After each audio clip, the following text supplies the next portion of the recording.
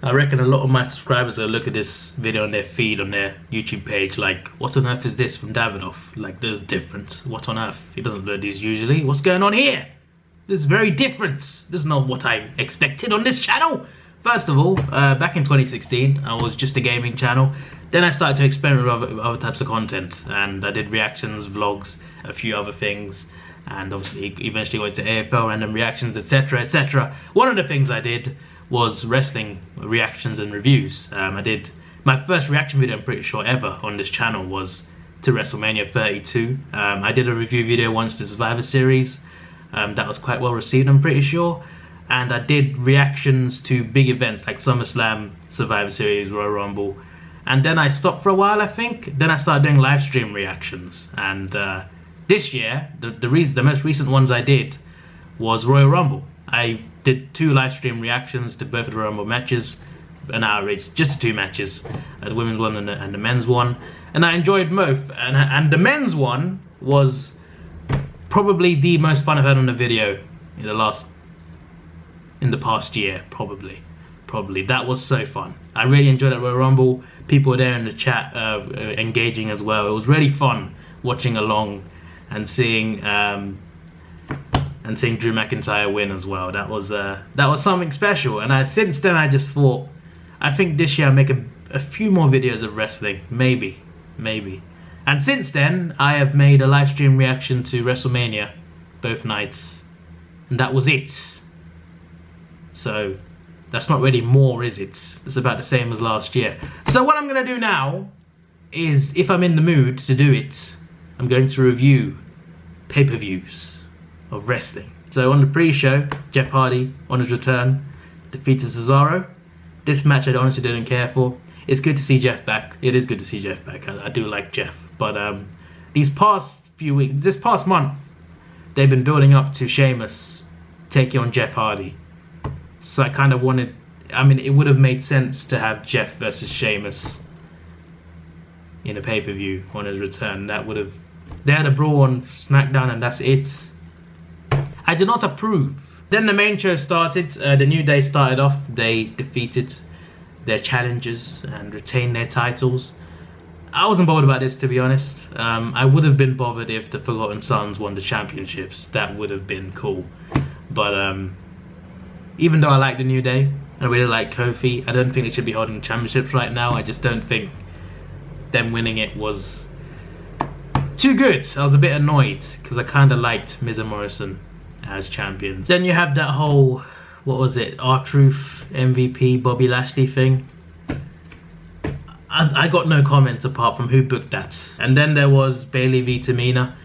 Why was this match in 2020? Why is Bayley versus Tamina for the Women's Championship a thing in 2020? Seriously, why? Just why? I feel like if there were crowds, Sasha would have turned on Bayley by now. I feel like they've been building to a Sasha turn on Bayley, but I feel like they're waiting for a crowd. But they'll be waiting a while for a crowd, weren't they? But I'm just hoping they do that at some point. I think that would be like, if they do it right, it would be great storytelling. We haven't had a proper Sasha versus Bayley rivalry yet, and they've teased it. We've sort of had it. We haven't properly had it. And I'm hoping that at one point, one turns on the other and they have a proper feud for the world title. It needs to happen. Then there was Bray Wyatt v Braun Strowman. When Braun won the title, I was not excited. When Goldberg won the title, I wasn't excited because they took it off the Fiend and I thought that was stupid. Then Braun won it off Goldberg and I was just like, meh. I don't dislike Braun, but they didn't give him a title when they needed to give him a title. They needed to give him a title like a year or two ago when he was hot, when he was over. And they didn't give him the title for whatever reason. And it was really frustrating. And when they give it to him, it's too late. And it's just because Roman couldn't compete either. So it was just annoying. But as soon as Bray Wyatt interrupted Braun on that first SmackDown after Mania, I'm just like, okay, now I'm happy. Now I'm happy. I wasn't happy with Braun winning. I mean, to be fair, I'd rather him than Goldberg anyway.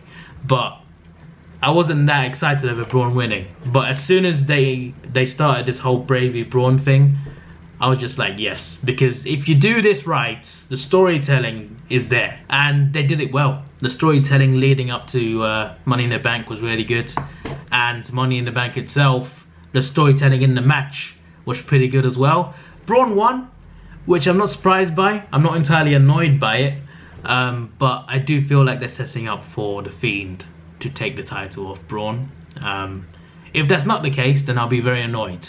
But if this does, I mean, they have teased it, but if this does build up to The Fiend winning the title, then I think overall that's a really good story, well done.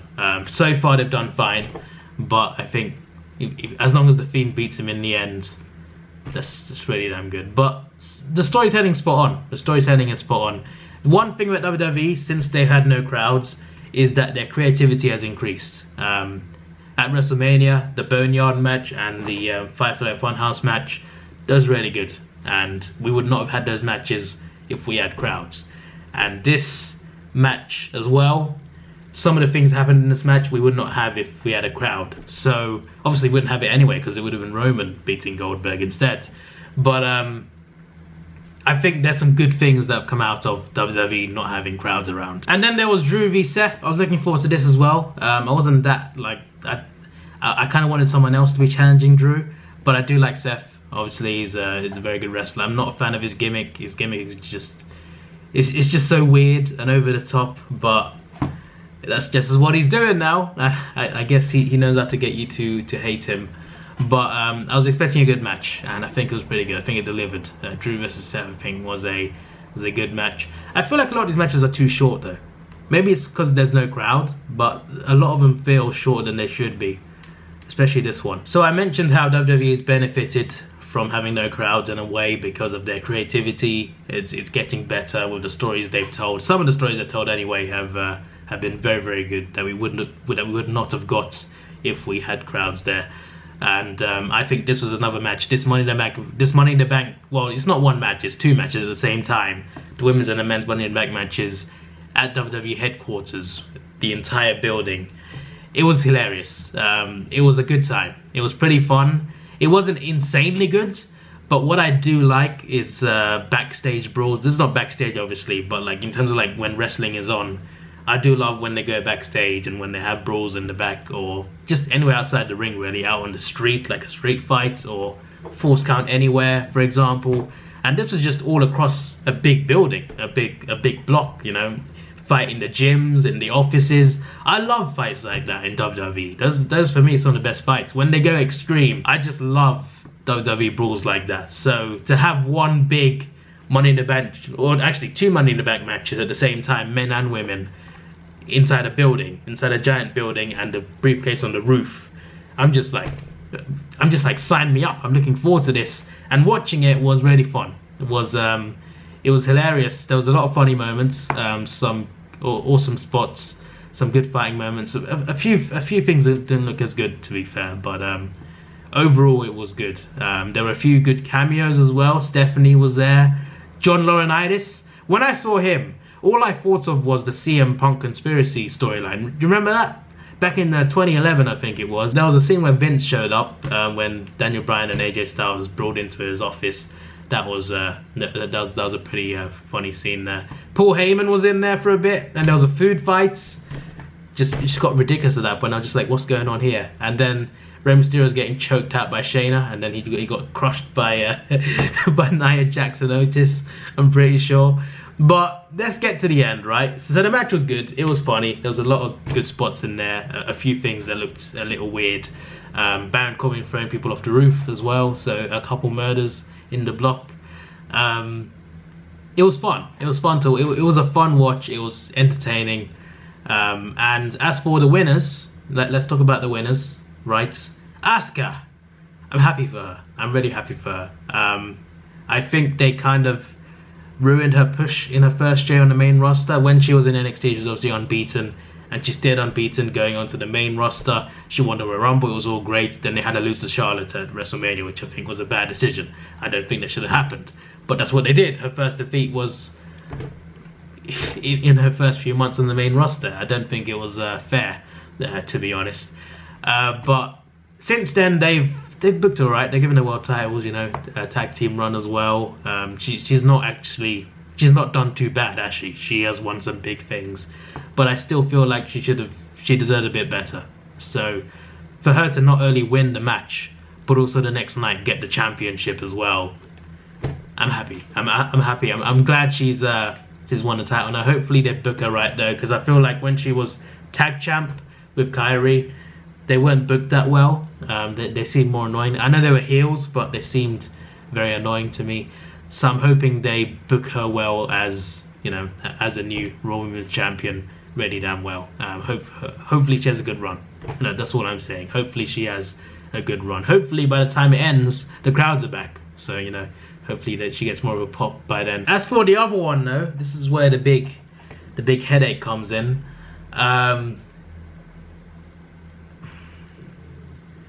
Otis. Otis.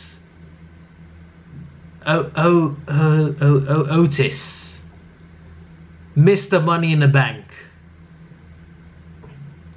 Otis. Now I like Otis. I do like Otis, but seriously, one good storyline with Mandy, Dolph and Sonya, and suddenly he wins Money in the Bank. I think there's a catch to this, because the ending is Baron Corbin and AJ Styles both getting the briefcase, and then Elias comes in, attacks Baron, and then AJ drops the case and Otis catches it. Maybe there's gonna be something on SmackDown about that. Maybe they take it off him, but can you see him as world champion? I know obviously not every winner wins it now, to be fair. A lot of, Braun Strowman, Baron Corbin, they cashed in and they lost. So it's not like it's common that they definitely win now. But still, at least give it to someone who you could actually see as world champion, you know? But Otis. Vince